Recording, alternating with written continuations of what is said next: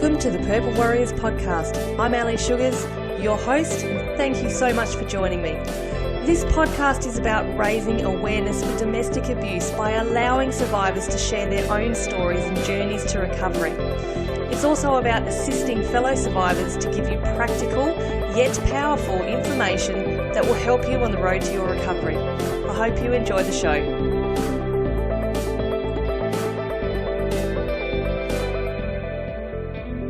Today, we are going to discuss a really interesting and important topic of multicultural views of domestic violence and how they might affect Australian immigrants.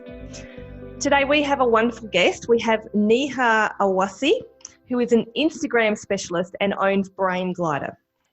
Now, Neha, being born and bred an Australian myself, I am a little bit ashamed to say that this topic isn't one that would actually automatically have come to my mind. However, when you approached me about this topic, I was extremely interested to get your perspective on it in an in-depth discussion that we're going to have today. So welcome, Neha. Thank you. Thank you for having me, Ali. Neha, if you could just tell us a little bit about your cultural background and why you have decided to specifically speak on this topic today. Yeah, sure. So hello, everybody, first of all. And I grew up in India, in a middle-class family, a very happy upbringing, very well provided for. And when I met my husband now, back in India 14 years ago, we decided we'll move to Australia. It was literally a very random choice. Like, we just looked at the map and we thought, yep, we're packing our bags and going to Adelaide. And it was just simple as that. So the reason I chose this topic, because I have grown up in a very different country. And when I moved to Australia, I saw life with two different lenses, and which was a great advantage for me. And I still do that in many different ways in my area of motherhood, business, and as a woman in a Western society as well.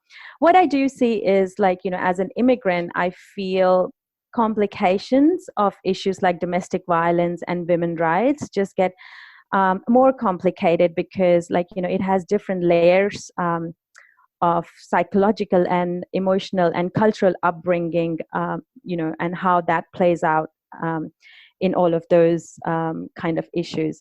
So I feel truly passionate about, empowering migrant women, especially living in a country like Australia. And also, obviously, I'm connected to the roots back in India. So I'm constantly, making that contrast and observing what can we do more and how can we open up discussion to talk about these issues so that more and more women feel comfortable in coming out and claiming their power and living their best lives. And also just have more awareness around it as well, that what kind of rights they have, and it's okay to talk about it. It's okay to reach for help if they have any of those issues. I have been really lucky to have a partner, but that also means that to have a partner who understands me, who supports me, and he's constantly trying to understand feminism and, how his conditioning plays a role. But through that lens, I also see the contrast that what about those women who don't have those kind of partners? What about women who are not as lucky as me, or who don't have that understanding partner? And I have got this huge empathy for those women, and I want them to rise up to the level that they can. So, which is why I just, when I came across your podcast, I was just really excited to talk about that, because I don't think it is talked about enough, especially from a migrant point of view, I think. I absolutely totally agree. Is that I don't think it's talked about enough either. And as I said, for even the fact that I wouldn't have necessarily thought about this topic immediately. I think you have made a good point there. So for you, what was your experience of moving from your country of birth as a woman 14 years ago? What was that experience like for you? Sure. So 14 years ago, when I landed on the Adelaide airport, it felt like home straight away for me. But I also recognize it hasn't been the same way for a lot of women that I come across. Even last night in the gym, there were two women from India, and I was having a little conversation with them. And, they said they have been living here for 5 years, but I could hear that sense of that they still don't belong to this country. And at that time, I was wearing rosy glasses and I was newly married, and I had left a life back in India that I never quite fully ever adjusted to. And I wanted simple things in life like freedom and choice to speak my mind and be myself and live on my own terms, which I thought Australia gave me in every possible way. And that was all great. But what I also realized that I had to develop a new identity, and I can only now connect the dots backwards. At that time, it was almost like creating a new self, because I had left that identity of who I was back in India, and I had to create it from scratch. And I was also very mindful of the stories that I had grown up with. And I'll tell you a little bit of a story of a friend. And she got married to an Indian boy living abroad, and it was suggested by a mutual cousin, and they laid their trust in the family, and she got married to this guy who was living in the States at that time. And his parents had insisted that they were strictly against dowry, which is a common thing in India. I mean, it is changing now, but dowry, like asking for dowry from a girl's family, is a very common thing. So in spite of that, her parents sent with, like plenty of stuff in the marriage, but apparently that was not enough. And her parents, so the boy's parents, started to mock at the girl, and she was having this hard time with that man, living a normal life in the States when she had left everything back in India. So in the end, basically, it was a big sad story. And, after facing domestic violence, isolation, and interference and intrusion from her in-laws, she had to come back to India to her parents. So just in that story, sometimes, growing up with those kind of stories, when you hear that, oh my gosh, you're leaving all the support back here. What if this decision doesn't play out the way you were imagining it to be? And so it creates this sense of, another insecurity in a woman's mind at times, because these are the stories we have grown up hearing, that, this happened to this person who went abroad and married this man. So, in a new country, you have basically no support. You don't know the rules and the regulations, your rights and your identity, your work rights. So it's just more complicated for a native as opposed to someone who has grown up in a country. And just a question that just came to mind is, maybe for someone in India, how would that seem to the person having to move back home? Would that come with, like a feeling of guilt, a feeling of shame?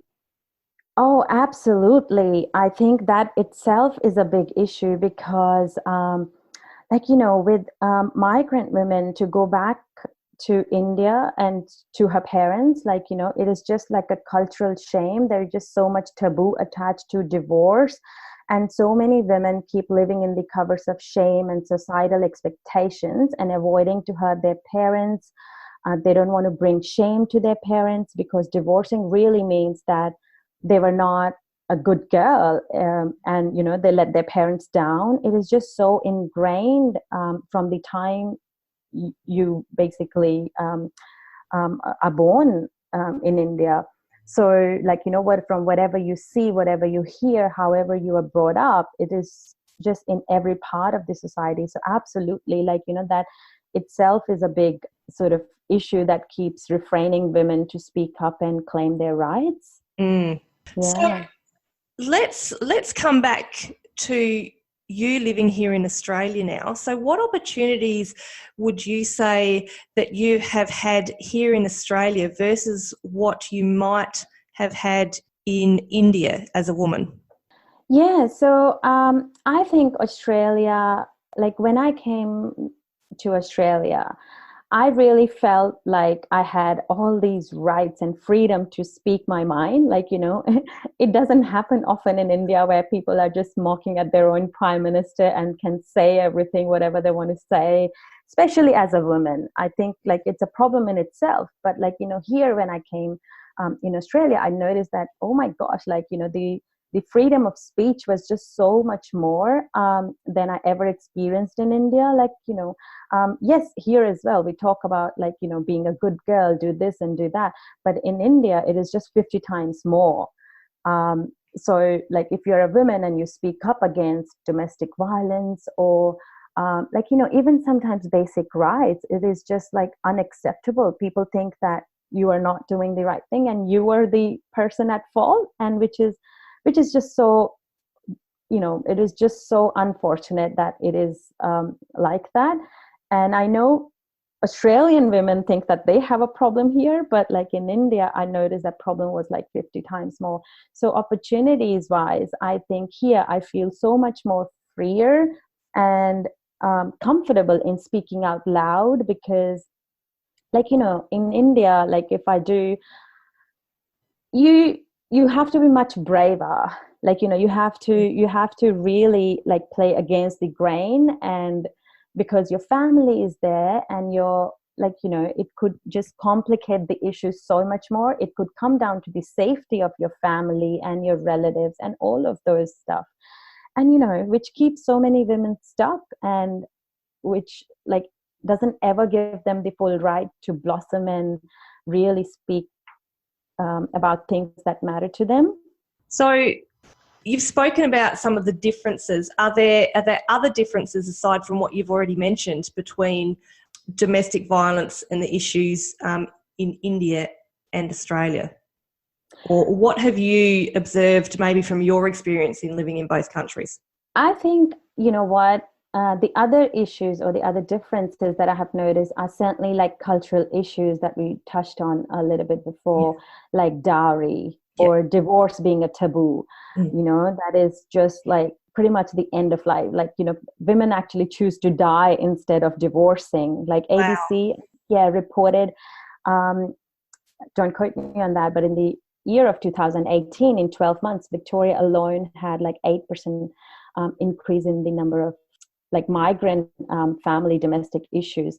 So the differences between India and Australia are like, what complicates it more are cultural issues. So like dowry and divorce being a taboo, whereas dowry is like kind of unheard of here, right? Like, but it is just such a common unsaid thing in India. It is just like a way of life. Like when the girl gets married, the parents of the girl have to give like, a lot of money and a lot of whatever the demands of the groom side of family is basically. So they actually can give you a list of things that you have to bring in, to get married into their family. So that concept itself is just unheard in the Western society. And also divorce being a taboo, like, women rather just die in India than actually talk about divorce. It is changing now, but certainly not at the speed that we would like it to be. And just societal expectations and the shame that, all of that brings, and the parents' expectation on the girls, like, because they're raised to be these good girls and they're raised to be these girls who would go into their family of their husbands and then make them proud by serving them well, taking care of their husbands and their children and his family. And that's the definition of being a good wife or being a good daughter-in-law. So obviously the girl's parents feel like, all of these emotions if there is a topic like divorce on the cards. So those are certainly differences, I think, in a Western and Indian society. And what about maybe arranged marriages? Is that something that happens a lot in India? I mean, it's something that I have seen, on the TV maybe, but is that actually something that still happens a lot? Yeah, it is a very common practice. Having said that, I think a lot of people in the West have a very sort of misguided view of what arranged marriage can look like these days. I mean, yes, of course, like, I'm not speaking on behalf of every woman in India, because a lot of women still don't have a choice or say in who they want to marry and what kind of family or man they want to marry. But the concept of arranged marriage has changed and evolved over time. So it has pretty much become like a modern dating platform where parents kind of know the others, the groom's parents, like a girl's parents would know the groom's boy's parents. So it is just a modern version of, I would call, like a dating platform. It's yeah. So it has evolved and changed a lot over time, for sure. Yeah, so it's not like your traditional thing that you would think of, two families getting together when the children are very young, babies, and saying, right, when they grow up, they're going to get married. So it'll be very, as you say, it's a very different concept to what we might think happens. Yeah, but in pockets of India, again, which is why it is so dangerous to say that, yep, this is the new India, because the thing about India is I think there is this old India in the pockets where, the villages and the towns where there is not much access to the education, and it is catching up. But then there is this new India, the urban India, where you have modern and westernized all the multinational companies, and this modern version of India, and they coexist. So it is always dangerous to say any one thing about India, because I feel the beauty and the irony lies in the fact that two very different kind of lives, two extremely different kind of lives coexist in India. So with women as well, again, with arranged marriages in modern India, in Delhi or bigger cities, it looks very different to what arranged marriage and how it is conducted, as opposed to how arranged marriages would happen in villages or in those smaller pockets of India. Yeah, that does make perfect sense. Okay, so we've talked about the differences between the two countries. What about any common themes that there might be in regards to marriage, and especially, of course, what we're here to talk about, domestic violence between Australia and India? I think the common themes would be, the same similar stuff: the lack of financial resources, the dependency on the husband, and the fear and the shame and the desire to protect children that comes naturally, to women, and all of again, considering all of these things, women keep going in the abusive relationships, and the victims may experience psychological problems and chronic health problems and mental illness, or due to access to limited finances, they may not be able to make the right decisions for them as a person. And again, the confidence and the esteem, which is all interrelated. I think these would be certainly the common themes, because even in modern India, women might be earning, but then she might worry about kids. And then in some other cases, she may not have access to the finance. The husband would have looked after the financial side of things, or would have always been the breadwinner of the family. So, then she faces the issues of, okay, even if I get out of this relationship, how do I? And we just, so many women just keep staying in that abusive relationships because of those issues. Yeah, so it is obviously a lot of common issues that I think all over the world women would be experiencing the same things. Yeah, and what surprised me actually, in the last 2-3 years since I have started to learn about these issues and started to meet and talk to real women in Australia, it was funny how I thought for many, many years that wouldn't be a problem in Australia. I had this belief that it is a problem in India because of the lack of resources, because of lack of education, and being a developing country. And it was just like someone had taken those rose glasses from my eyes in the last few years. And I felt like these problems should not exist in a Western, progressive, developed country like Australia, which is such a resource-rich country. Britishers have link to both these countries, but at the same time, like the way they were set up and the way they have moved on have been very different. So in my mind, I always thought that surely, like, these issues don't exist in Australia. But when I came across women and I started to talk to them, I was completely taken aback that how mired Australian society is with these issues as well. And to a lot of degree, I felt like growing up, I rarely saw like an abusive, I certainly don't have like, sort of first person experience of anything like that, but I have always heard stories of, someone's distant relative or friend or whatever.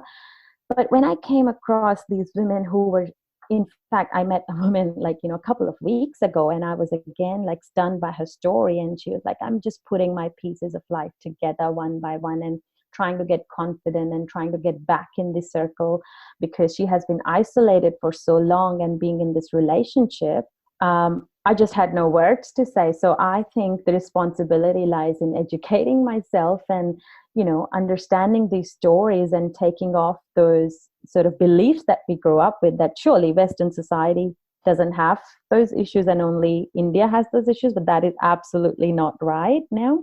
And as someone who obviously myself has experienced domestic violence, I would like to thank you as someone who hasn't for, making yourself aware of the situation. And I would have no doubt that the friends that you say have experienced, would be very grateful as well. Yeah. And, the reason I feel like, because I feel everybody deserves a great partner, because I know how much happiness and fulfillment and joy that can bring. I mean, not to say marriages don't have problem. Even if you have the best partner, you're always working out together. But at the same time, it's not the same. And I feel like if women who are satisfied in their relationship, if they become complacent and they just remain in their own bubble, then who would come out and support the women who actually need help? So like, yes, I may not have the first-hand experience, but like you can always understand another woman from a woman's point of view, that how would it feel like, how their lives could be better if they did have a partner like that. And I never take that for granted, actually. And, that just drives me so much to be a supporting hand and lend help in whatever way I can to women, who are not as lucky or advantaged as me. I think that is absolutely amazing, Neha. That's just, I haven't got the words. My last question, and I think that you've pretty much just answered this, but I'm going to ask it again. How do you think that you, as a woman, are empowering our fellow females out there, and how do you think you're contributing to helping all the issues that we have discussed today? And we've discussed many different issues. Sure. I think I've just started to actually talk about it more, learn about it more, and educate myself. And I think that is the first step. Like, I have to really understand what goes through in the minds of other women that keeps them in the relationship and what actually causes them, and just educate myself on everything that happens. I particularly feel like, obviously, as a migrant, I particularly have a soft corner for like issues, domestic violence and any of those kind of issues that happen to migrant women. I read a stat the other day that it said like around 70,000 cases were reported in migrant women alone in domestic abuse. And again, like, don't quote me on that, but that comes to my mind, what I read about that. And I feel like migrant women often feel like they don't have a choice because their visas could be cancelled. They have kids at stake. They have left their life back in India. So I'm obviously very much aware of all of these complications and the psychological issues that they go through and they give thought to, and they keep staying in those abusive relationships. So I feel the responsibility lies in women like me who can rise up and talk about it and make them feel empowered and, maybe perhaps in small little ways educate them and tell them that there are pathways to get out of it. Like, there are possibilities, especially in such a resource rich and amazingly and lucky country like Australia that we are living in. They have support of government. They can rely on other women. There are societies, there are groups that they can ask help from. So I think the only thing that I can do is talk about it and lend my hand wherever, in whatever way possible. Neha, I thank you so much for coming on today. You have just shared some extremely valuable information, and I am personally so grateful that, you have brought another perspective to my mind. Oh, absolutely. And I feel these conversations are just so important because that's the first step. People underestimate that, but what you're doing is just so amazing, which is why I got so excited to be talking to you on this platform. It has been absolutely wonderful, and this topic in particular, it's one that I'm going to endeavour moving forward to be much more aware of in the future, not just for people in India, which we've mainly been speaking about today, but all kinds of multiculturalism, because Australia is a multicultural society. So it is a very important topic that we've talked about today. Yes, absolutely. Now, Neha, if any of our listeners out there, if they do run their own businesses or if they'd like to maybe grow their Instagram following, how can they get in touch with you if they would like to talk with you further? Yeah, sure. So they can catch me on Instagram, and I am at Brain, so BRAIN_glider, GLIDER, or they can go on my website, Brain Glider. So BRAINGLIDER.com, and they can reach me there. Beautiful, Neha. So once again, thank you very much for coming on today. Thank you for having me, Ali. I hope you enjoyed today's show, and thanks for listening. If you would like to share your story of survival, or you have a topic you would like to hear about on the program, reach out to me via email, welcome@themotivationmama.com, or find me, The Motivation Mama, on Instagram or Facebook. And don't forget, the greatest project that you will ever work on is you. Happy day, beautiful.